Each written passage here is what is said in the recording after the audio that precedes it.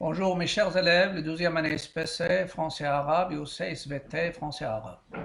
Dans cette vidéo, je vais donner la suite de la correction de l'exercice 2 du devoir surveillé numéro 2, S2. Devoir surveillé numéro 2, S1. Relative à la fonction f de x égale à x moins 2 plus la racine de x carré moins x plus 2. Et je suis dans la question 7 de la fonction réciproque. Montrer que la fonction f admet une fonction réciproque f-1 définie sur un intervalle j à déterminer. Étudier la dérivabilité de f-1 sur j, calculer f-1' de 2 et tracer cf-1 dans le repère précédent. Je commence par la première question. Je sais que pour l'existence de la fonction réciproque f-1, il nous faut la continuité et la stricte monotonie sur l'intervalle i. D'après ce qui précède, f est dérivable sur l'intervalle i qui est d de f qui est r, donc f est continu sur r. Et je sais que toute fonction dérivable sur un intervalle est continue sur le même intervalle. D'après tableau de variation. D'après tableau de variation, voilà. D'après tableau de variation, f est strictement croissante sur l'intervalle i qui est r. Dans 1 et 2, on déduit que f admet une fonction réciproque f-1 définie sur l'intervalle j qui est égal à f de i, qui est f de l'intervalle moins l'infini plus l'infini, et c'est la limite de f en moins l'infini et la limite de f en plus l'infini. Je reviens aux limites, ça reste l'intervalle ouvert moins 3 sur 2 plus l'infini. La dérivabilité de f sur j, on sait que f est dérivable sur strictement monotone, strictement croissante sur i, alors f-1, il est strictement monotone, croissante sur j. Et s'il est strictement décroissant sur i pour f, alors f-1, il est strictement décroissante. Parce que f et f-1, ils varient au même sens. Dans f-1, ils varient au même sens que f sur l'intervalle j. Voilà. Après le calcul de f-1' de 2, je sais que d'après la résolution de l'inéquation f de x inférieur ou égal à x inférieur sur r, l'inéquation, d'après cinquièmement petit a, on a déjà donné la résolution f de x moins x égale à 2, équivalent x égale à moins 1 ou x égale à 2. Donc ça vous donne f de 2 c'est 2 et f de moins 1 c'est aussi moins 1. Je suis intéressé par moins 2. F f de 2, pardon. F de 2 c'est 2. Et je sais que si f est dérivable, donc je donne le théorème de la fonction réciproque, la dérivabilité. Si f est dérivable en x0 et f' de x0 est différent de 0, alors f-1 est dérivable au point y0 qui est égal à f de x0 et f-1' de y0 c'est 1 sur f' de x0. Ça c'est un théorème du cours. Donc f-1' de 2 c'est f-1' de f de 2 c'est 1 sur f' de 2. Et je vais calculer f' de 2. f' de 2, il se calcule à partir de f' de x. Je remplace ici x par 2, ça donne 4, plus 2 c'est 6, moins 2 plus 2 c'est 0, donc racine de 4 c'est 2. Ici 2 fois 2 c'est 4 moins 1, donc ça donne 4 plus 4 c'est 8 moins 1 c'est 7, sur 4. Donc f-1' de 2 c'est quoi? C'est 1 sur 7 sur 4, donc c'est 4 sur 7. Je passe maintenant à la fonction réciproque. Ça veut dire la construction de la fonction réciproque f-1. Je sais que f-1 est le symétrique de c de f, cf-1 est le symétrique de cf par rapport à la première bisectrice. Par rapport à la première bisectrice. Par rapport à la première bisectrice. Voilà. Par rapport à la première bisectrice. Et qui est la première bisectrice? C'est la droite, en général on l'appelle delta, y égale à x, mais si l'exercice est après delta comme asymptote oblique, donc je prends y égale x delta 1. Je sais, j'ai déjà donné dans une vidéo la propriété de la symétrie axiale d'axe delta, c'est-à-dire la symétrie par rapport à la première bisectrice. Il transforme x en y et il transforme y en x. Ça veut dire l'abscisse en ordonnée et l'ordonnée en x. On a déjà la construction. CF est construite par une asymptote horizontale et une asymptote oblique et quelques points, normalement, qui vont nous servir à la construction de C de F. Ils vont nous servir à la construction de CF-1. Je commence par D d'équation y égale à moins 3 sur 2. C'est une asymptote horizontale à C de F en moins l'infini. Donc, le D se transforme en D', le Y se transforme en X et inversement. Moins 3 sur 2, il devient vertical à CF-1. Vous avez delta d'équation y égale à 2x moins 5 sur 2. C'est une asymptote oblique à C de F en plus l'infini. Si vous voulez, cette droite, c'est déjà, il est construit avec deux points. Les points E de coordonnées 0, moins 5 sur 2 et F de coordonnées 5 sur 4, 0. Avec ces points, vous pouvez construire le symétrique. Donc, delta, il va se transformer en delta prime et le point E, il se transforme bien sûr en E prime et le point F, il se transforme en F prime. Donc, le point E, 0, moins 5 sur 2, sont symétriques, moins 5 sur 2, 0. Et le 5 sur 4, 0, c'est-à-dire changer l'abscisse en ordonnée. Voilà, ces deux points-là pour construire le symétrique de la droite asymptote delta.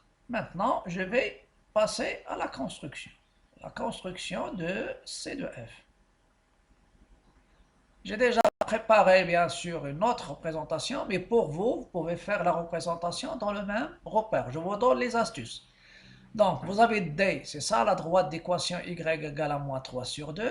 Elle se transforme à la droite delta de D' qui est verticale, qui est en bleu.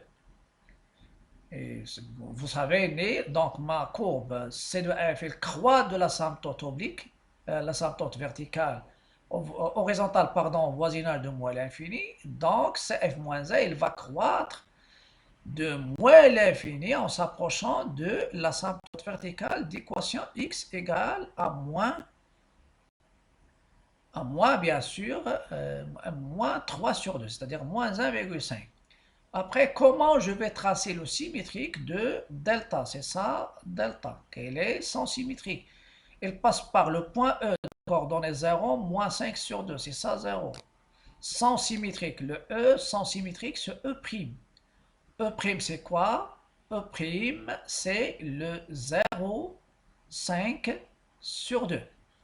Donc, le E', donc, ça c'est 0, 5 sur 2. En ce qui concerne E', c'est moins 5 sur 2 qui est ici. Et 0. Donc ça c'est E'. Vous avez F. F, c'est 5 sur 4, 0. Il devient 0, 5 sur 4. Utilisez la règle. Donc ça c'est F'. Et tracez l'asymptote delta'. Après, il y a deux points essentiels. Ce sont les points où la courbe coupe la première bisectrice. Ils sont invariants, ça veut dire qu'ils ne changent pas. Ce sont les deux points de coordonnées moins 1 et 2, 2, c'est-à-dire ces deux points-là. Ces deux points-là, c'est un repère pour moi. Il y a aussi les points d'intersection de CF, il coupe l'axe des abscisses, l'axe des X, en ce point-là, c'est-à-dire ce point. Donc, ce point-là, il va se transformer en ordonnée, c'est-à-dire ici. C'est un point de l'axe des abscisses, donc il devient un point de l'axe des ordonnées. Et ce point-là, c'est un abscisse négatif, ordonnée négative, pardon. Donc, il va se transformer en ce point-là. Et voilà ma courbe. Normalement, la courbe C de F, c'est celle-ci. Elle est croissante. Il va s'approcher de delta au voisinage de l'infini. CF-1, c'est celle-ci. Il va croître de l'asymptote verticale, il va passer par le point d'intersection I et il passe par ce point-là et après il va croître. Il va passer par le point G et il va s'approcher de delta prime. Ça, c'est CF moins 1. Donc, la courbe, c'est pas la peine de tracer et utiliser plier la feuille suivant la droite delta pour vérifier. Si vous avez des astuces, vous pouvez tracer la courbe CF-1 de n'importe quelle fonction ou bien restriction sur un intervalle bien déterminé. Je passe maintenant à la partie des suites. Soit UN, la suite définie par U0 égale à 1, UN plus 1 égale à F de UN, et pour tout n appartenant à n. Montrer que UN est compris entre moins 1 et 1. Déterminer le sens de variation de la suite UN, est-ce qu'il est décroissante ou bien croissante. Et après, montrer que la suite UN est convergente et déterminer sa limite. Cette partie est destinée aux gens qui sont déjà fait la suite et qui sont déjà utilisé les propriétés et la définition, les théorèmes, pardon, concernant les suites définies par les fonctions. Et ce sont des suites qui sont, qu'on les trouve bien sûr dans les examens, surtout soit des normalisés de premier semestre ou bien l'examen final. Pour les gens qui n'ont pas fait les suites, ils peuvent traiter les parties qu'on a déjà, la partie de cette vidéo et la vidéo précédente. La démonstration, ça sera par récurrence par la première, montrant par récurrence que pour tout n appartenant à n, un est compris entre moins 1 et 2, ça veut dire la suite est bornée, minorée par moins 1, majorée par 2. Il y a le principe de récurrence, qu'il y a l'initialisation, je vérifie que ma propriété est vraie pour le premier n dans l'ensemble n, c'est 0. Vous avez U0, c'est 1, donc entre moins 1 et 1, donc c'est vrai.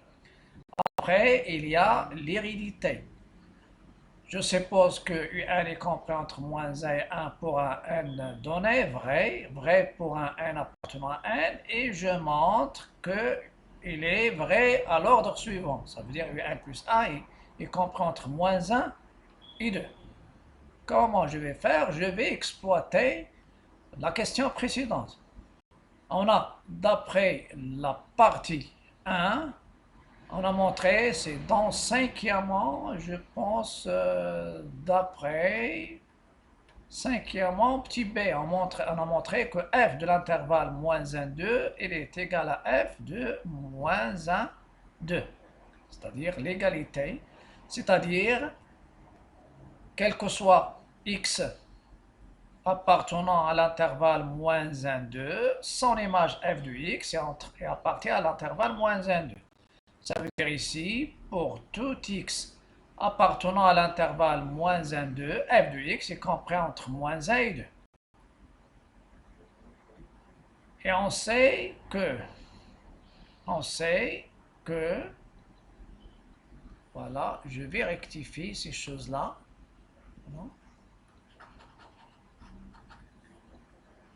Et on sait que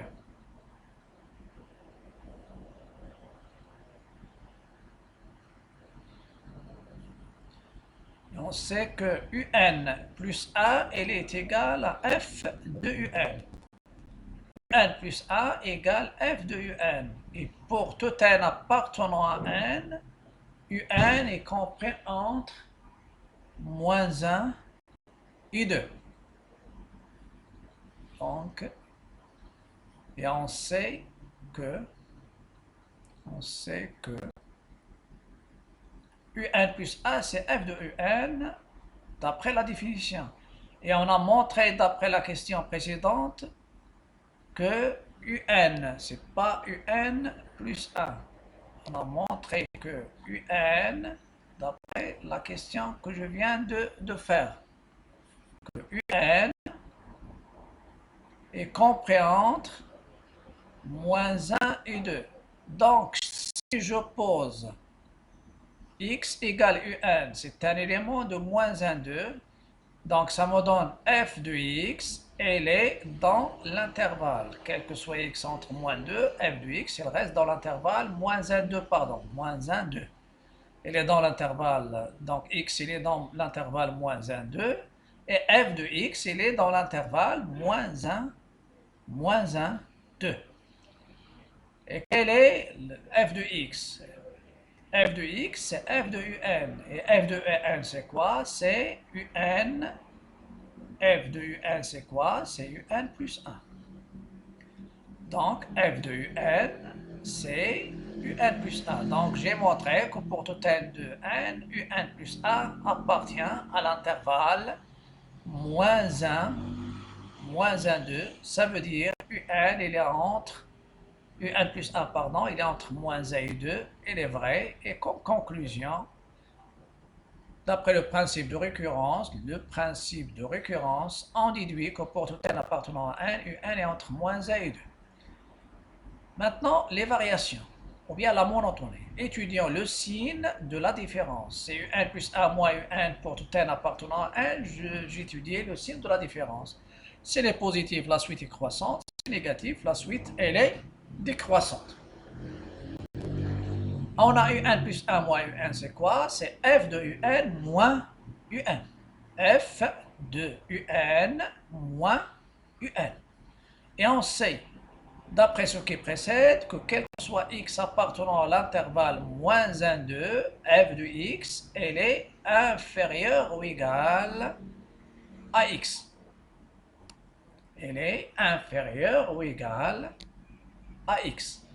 Donc, si on pose x égale un, c'est un élément. Si je pose x égale un, c'est un élément de moins 1, 2.